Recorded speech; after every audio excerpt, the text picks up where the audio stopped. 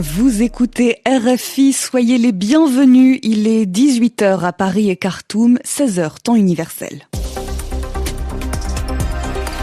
Le journal en français facile. Margot Ratézic.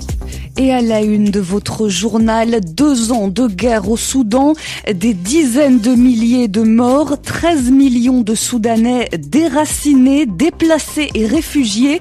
Nous ferons le point avec notre correspondante sur la conférence qui s'est tenue à Londres en soutien aux populations. Nous nous intéresserons aussi aux discussions autour du nucléaire iranien. De nouveaux pourparlers sont annoncés samedi entre Washington et Téhéran. L'actualité en France, c'est ce constat alarmant que dresse le Premier ministre François Bayrou sur les finances publiques. Objectif 40 milliards d'euros d'économie en 2026. Le conflit au Soudan entre ce mardi dans sa 3e année. Depuis le 15 avril 2023, de violents combats opposent l'armée régulière aux paramilitaires des forces de soutien rapide. Une guerre sur fond de famine et de violences sexuelles. La plus grave catastrophe humanitaire actuelle selon l'ONU. Et après 2 ans de conflit, Londres accueille une conférence pour attirer l'attention de la communauté internationale sur cette guerre. Une vingtaine de partenaires européens et africains sont réunis. Objectif, trouver un chemin vers la paix et soutenir les populations affectées. Emeline Vin. En amont de la conférence, le gouvernement britannique a annoncé 140 millions d'euros d'aide humanitaire, colis alimentaires et assistance aux victimes de violences sexuelles au Soudan. L'Allemagne a également débloqué 125 millions, 50 pour la France. La conférence espère ainsi soutenir quelques 650 000 Soudanais affectés par le conflit en cours depuis 2 ans. Le soutien humanitaire et l'aide au développement doivent être renforcés, assure ce jeudi le ministre britannique des Affaires étrangères. David Lammy estime qu'une grande partie du monde continue de détourner le regard du Soudan. Et c'est le 2e grand objectif de cette conférence, relancer les pourparlers de paix entre l'armée soudanaise et les paramilitaires des forces de soutien rapide, les FSR.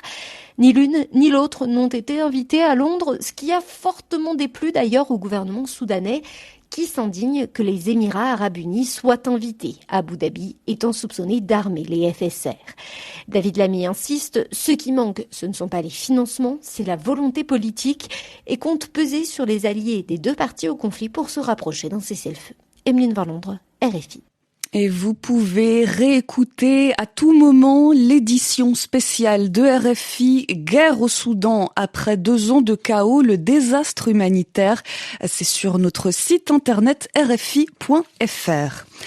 Le gouverneur régional de Soumy, limogé, renvoyé. Soumy, c'est cette ville du nord-est de l'Ukraine, frappée par une attaque aérienne russe ce dimanche. Bilan 35 morts, des dizaines de personnes blessées. Et après cette frappe, le gouverneur de la région a été accusé de négligence sécuritaire, autrement dit, d'avoir mal agi.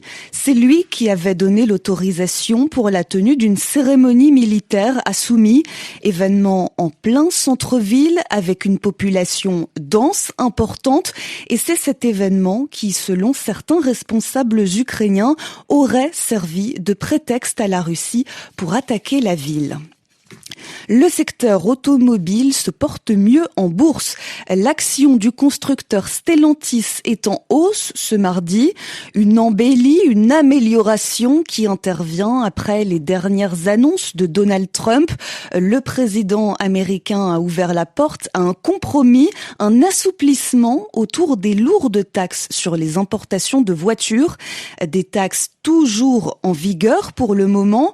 Prudence toujours de mise donc pour le président de Stellantis, John Elkann, qui fustige, qui critique à la fois la politique américaine et européenne. Je vous propose de l'écouter.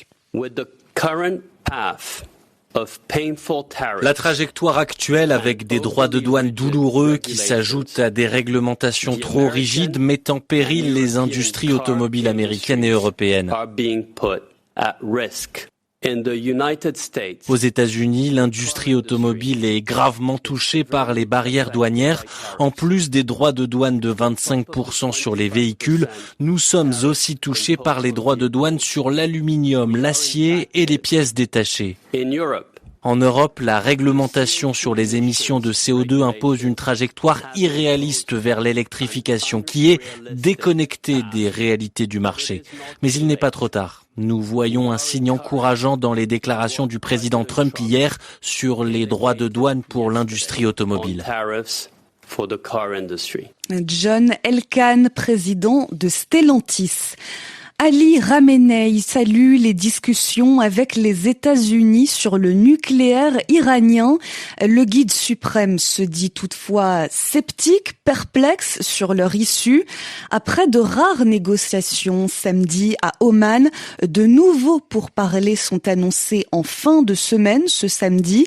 L'émissaire américain pour le Moyen-Orient a d'ores et déjà détaillé les grandes lignes. Noah Perret.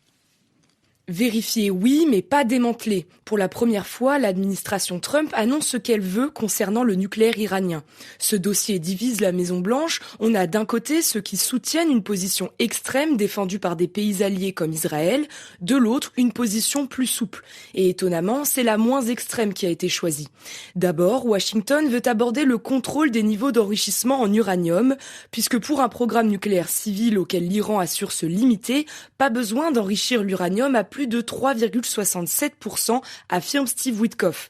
C'est justement le niveau maximal fixé par l'accord de 2015 dont Donald Trump s'est retiré en 2018. Witkoff a donc annoncé ne pas vouloir démanteler le programme nucléaire iranien, mais il veut contrôler les capacités d'armement atomique de Téhéran, autrement dit ses missiles. Une ligne rouge pour le régime iranien. Les gardiens de la révolution l'ont affirmé aujourd'hui, les capacités militaires du pays ne seront pas en négociation.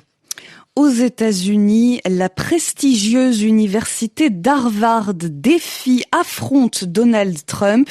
Conséquence, l'établissement se voit privé d'un peu plus de 2 milliards de dollars de subventions. L'administration du président menace également de retirer à l'université ses avantages fiscaux. Harvard avait refusé de se plier aux exigences de Donald Trump, qu'il accuse de laisser prospérer, de laisser grandir l'antisémitisme sur son campus. Un épisode qui relance le débat autour de la liberté académique aux États-Unis. En France, François Bayrou présente un sombre diagnostic des finances françaises.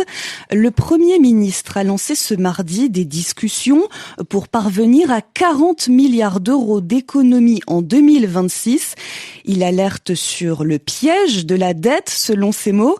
Bonjour Victorien Villaume. Bonjour Margot, bonjour à toutes et à tous. François Bayrou promet des réponses d'ici l'été, tout en écartant une augmentation des impôts des Français. Oui, et un peu à la manière d'un maître d'école, François Bayrou, le Premier ministre, a fait défiler pendant à peu près 30 minutes des diapositives ce midi.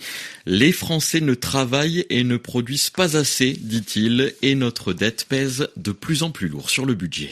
Une nouvelle courbe s'affiche sur vos écrans. Toutes nos marges de manœuvre, notre capacité d'action ne cesse de se réduire. La charge de la dette est cette année de 62 milliards, c'est-à-dire d'ores et déjà similaire au montant des crédits consacrés à notre défense. Bien conscient que toute la classe politique ne partage pas ce discours très macroniste, très proche d'Emmanuel Macron, sur le travail et sur la production, le chef de gouvernement tente de convaincre.